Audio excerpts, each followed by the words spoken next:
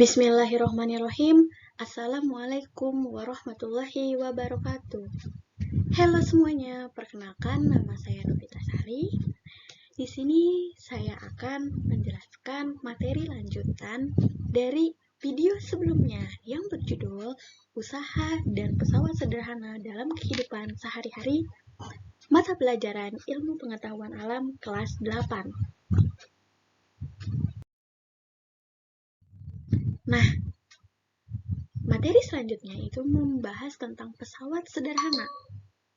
Pada saat kita melakukan aktivitas, kita selalu berupaya agar melakukan usaha dengan mudah. Oleh karena itu, kita menggunakan alat bantu untuk membantu melakukan aktivitas.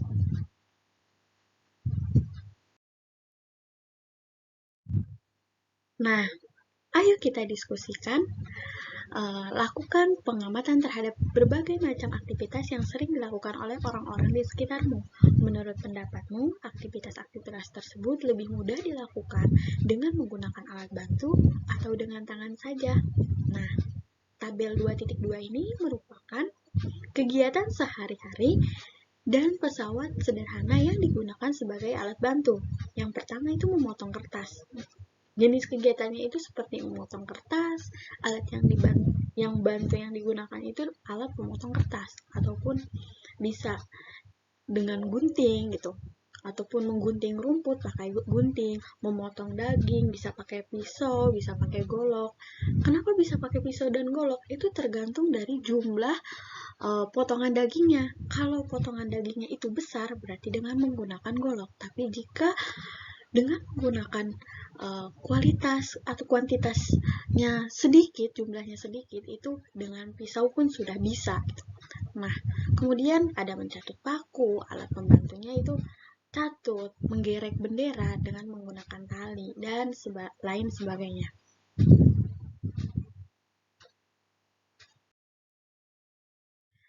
Berdasarkan hasil diskusi yang telah kamu lakukan, dapat diketahui bahwa manfaat dari pesawat sederhana adalah untuk mempermudah pekerjaan manusia. Berikut ini akan dibahas beberapa jenis pesawat sederhana yang ada di sekitarmu. Selain itu, akan dijelaskan pula keuntungan mekanis dari penggunaan pesawat sederhana. Nah, jenis-jenis pesawat sederhana ada apa aja sih?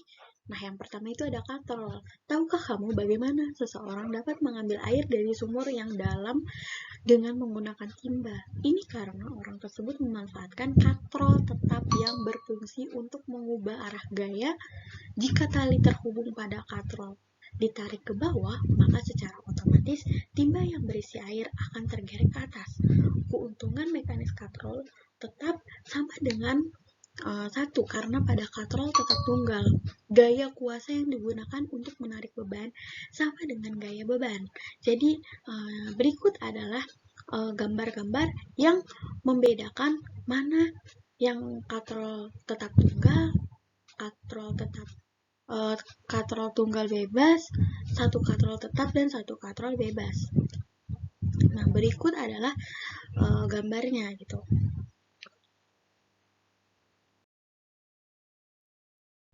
Nah, katrol bebas itu berfungsinya sebagai apa sih? Nah, katrol bebas itu berfungsi untuk melipatkan gaya, sehingga gaya pada kuasa yang diberikan untuk mengangkat benda menjadi lebih kecil daripada gaya beban. Katrol jenis ini biasanya ditemukan di pelabuhan yang digunakan untuk mengangkat peti kemas. Keuntungan mekanisme dari katrol bebas lebih besar dari satu. Pada kenyataannya, nilai keuntungan mekanis dari katrol bebas tunggal adalah 2. Hal ini berarti bahwa gaya kuasa 1 Newton akan mengangkat beban 2 Newton. Agar gaya kuasa yang diberikan pada benda semakin kecil, maka diperlukan katrol majemuk. Apa sih katrol majemuk itu? Nah, katrol majemuk merupakan gabungan dari katrol tetap dan katrol bebas yang dirangkai menjadi satu sistem yang terpadu. Katrol majemuk itu biasanya digunakan untuk pada bidang industri untuk mengangkat benda-benda yang berat. Keuntungan dari mekanis dari katrol majemuk sama dengan jumlah tali yang menyongkong berat beban.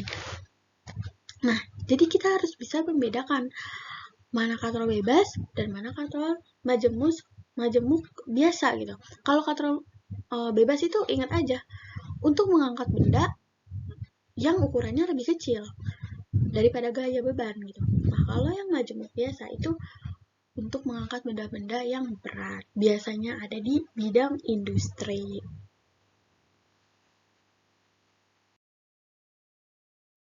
Selanjutnya ada roda berporos. Kamu tentunya sudah tidak asing lagi dengan sepeda, bahkan sebagian besar di antara kamu pasti pernah menggunakannya gitu. Roda gigi dan ban pada sepeda adalah salah satu contoh pesawat sederhana yang tergolong roda berporos. Roda gigi ini berfungsi sebagai pusat pengatur gerak roda sepeda yang terhubung langsung dengan roda sepeda. Sedangkan roda sepeda menerapkan prinsip roda berporos untuk mempercepat gaya saat melakukan perjalanan. Berikut adalah gambar 2.4 contoh roda berporos, roda bergigi pada sepeda motor yang menunjukkan selain roda bersepeda ada pula contohnya dalam penerapan pesawat sederhana seperti roda kursi roda, mobil, dan sepatu roda. Kemudian ada bidang miring. Bidang miring merupakan bidang datar yang diletakkan miring atau membentuk sudut tertentu sehingga dapat memperkecil gaya kuasa. Contoh penerapan bidang miring adalah seperti tangga, sekrup, dan pisau.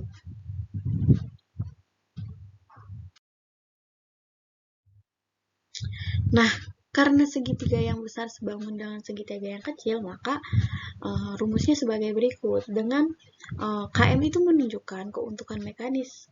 Kalau FB merupakan gaya beban. FK yaitu gaya kuasa. Ini L, panjang bidang miring, dan H, tinggi bidang miring.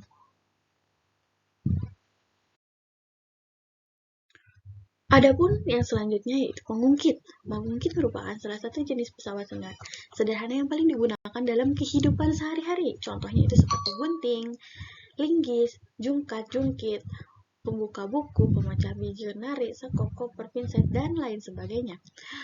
Tabel berikut merupakan ada tabelnya gitu ya. Di sini gambar 2.8. Nih, menunjukkan posisi lengan kuasa dan lengan bebas gitu.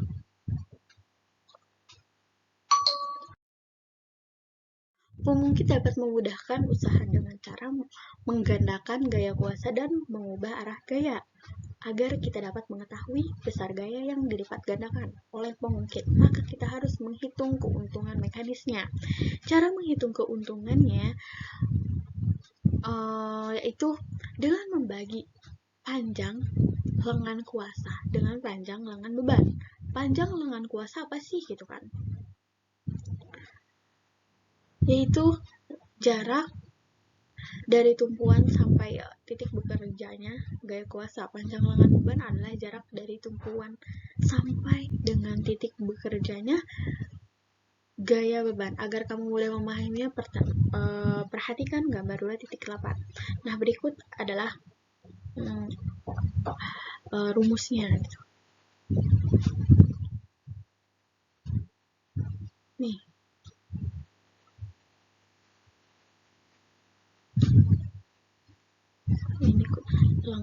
Ini lengan kuasa. Nah, kamu panjang lengan beban nih. Itu jarak dari tumpuan sampai dengan titik bekerjanya gaya beban. Kemudian nih, di tabel 2.3 jenis pengungkit yang dikelompokkan berdasarkan letak titik tumpu, lengan kuasa, dan lengan beban. Ini yang pertama, kedua, ketiga. Yang pertama itu ada gunting, kedua itu ada kayak pencapit atau pembukaan buat si botol. Biasanya kalau kita beli panta botol, dibukanya pakai itu. Dan jenis yang ketiga itu adalah pinset. Pinset itu biasanya digunakan untuk kayak seperti mencabut uban ataupun mengambil alat-alat atau benda atau suatu mikroorganisme yang kecil yang biasanya terdapat di laboratorium.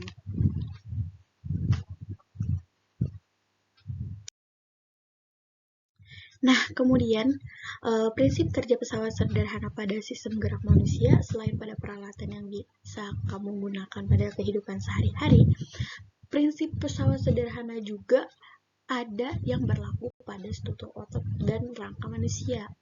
Pada saat mengangkat barbel, lengan tangan yang menggenggam barbel berperan sebagai gaya beban. Nih, mengangkat barbel berperannya sebagai gaya beban. Titik tumpu berada pada siku. Dan kuasanya itu ada di lengan bawah. Titik tumpu berada di antara lengan beban dan lengan kuasa. Oleh karena itu, lengan disebut dengan pesawat sederhana pengungkit jenis ketiga. Selain pada kegiatan mengangkat barbel, jinjit, berdiri, dan menunduk, prinsip pengungkit juga dapat digunakan untuk menganalisis pola gerak tubuh pada saat bermain bulu tangkis. Berikut gambarnya. Seseorang sedang mengangkat barbel, posisinya dengan lengan kuasa beban dan penumpu pada tangan saat mengangkat barbel. Nah, ada yang kasus pertama, kasus kedua. Nih, kasus pertama itu menengadahkan kepala. Gitu. Nah, kasus kedua kakinya bercincit, yang dimana K itu menunjukkan titik kuasa, P itu menunjukkan titik tumpu, ini tumpu, dan yang B itu titik beban. Dia ada beban di sini dan di sini. Nah, ini kuasa.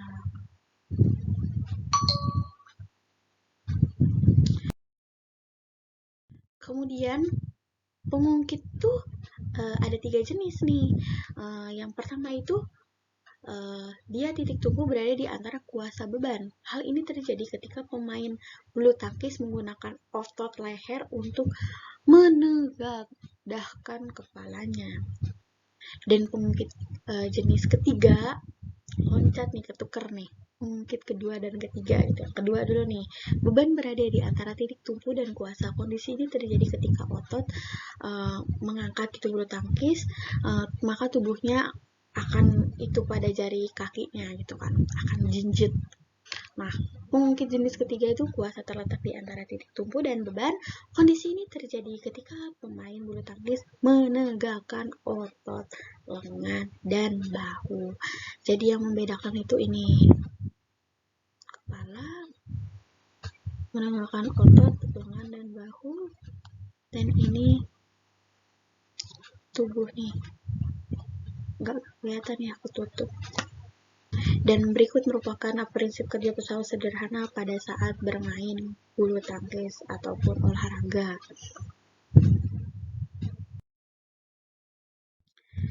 Nah, rangkumannya adalah usaha merupakan besarnya energi yang digunakan untuk memindahkan suatu benda, yang kemudian besarnya usaha ditentukan oleh besar gaya yang diberikan pada benda dan besar perpindahannya. Pesawat sederhana adalah alat yang digunakan untuk mempermudah pekerjaan manusia.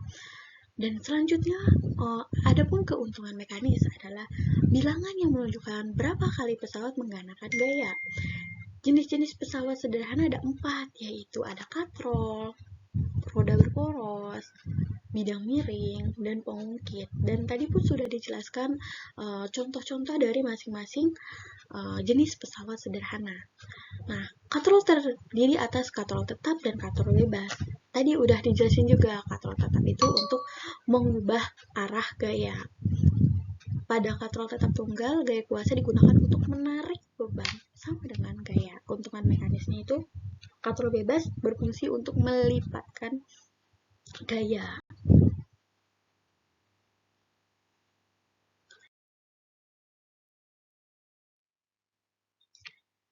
Terima kasih. Jika ada yang ingin ditanyakan, bisa langsung kontak WhatsApp yang tertera dan email. Kurang lebihnya mohon maaf. Terima kasih. Wabillahi taufiq walhidayah. Wassalamualaikum warahmatullahi wabarakatuh. Jangan lupa like, comment, and subscribe. Bye.